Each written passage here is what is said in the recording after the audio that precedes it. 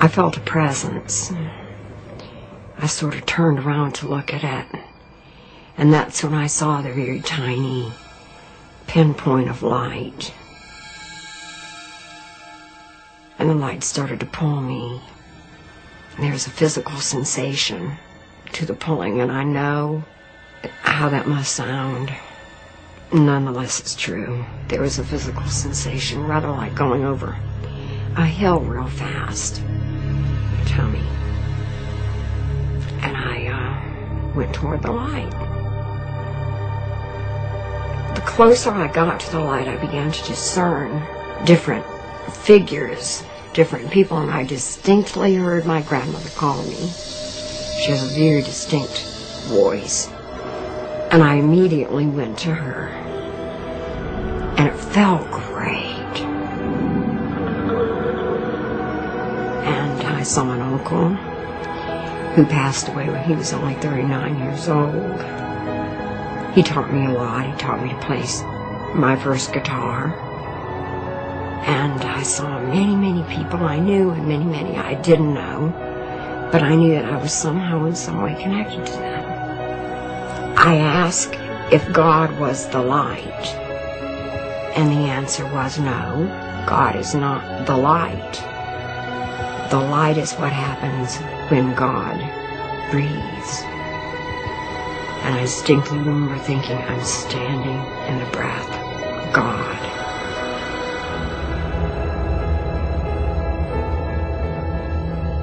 At some point in time, I was reminded that it was time to go back. Of course, I had made my decision to go back before I ever laid down on that table. But, you know, the more I was there, the better I liked it. And my uncle was the one who brought me back down to the body. But then I got to where the body was, and I looked at the thing, and I for sure did not want to get in it, because it looked pretty much like what it was, as in void of life. And I knew it would hurt, so I didn't want to get in. And he kept reasoning with me. He says, it's like diving into a swimming pool, just jump in. No. What about the children? You know what? I think the children will be fine.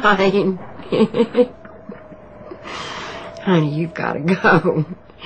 No. He pushed me. He gave me a little help there. It's taken a long time, but I think I'm ready to forgive him for that. But I landed. I saw the body jump. I saw it do this number. And then he pushed me, and I felt it do this number.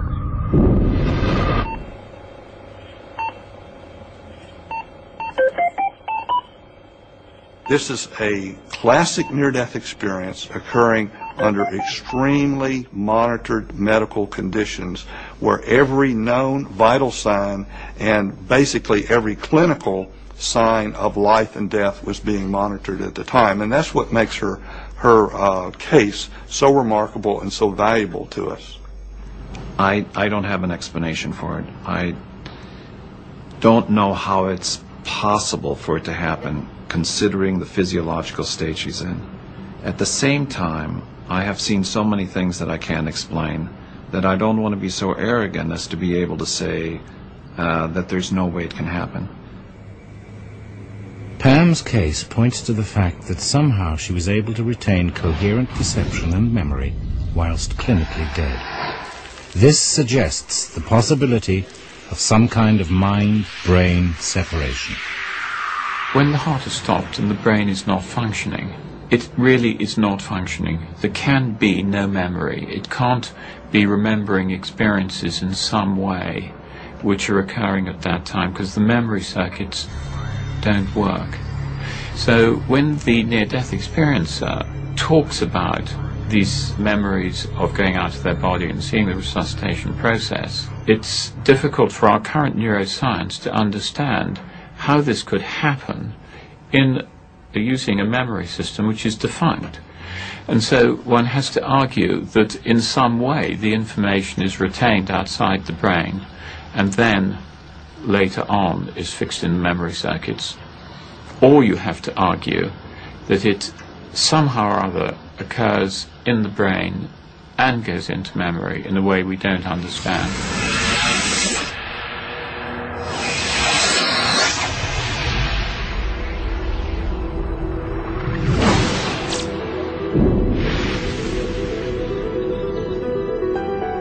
Scientists agree that they have yet to discover what the mind is and how the brain produces consciousness.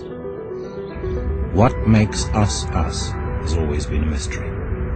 The question is one of the oldest, most formidable and exciting challenges that science has yet to solve.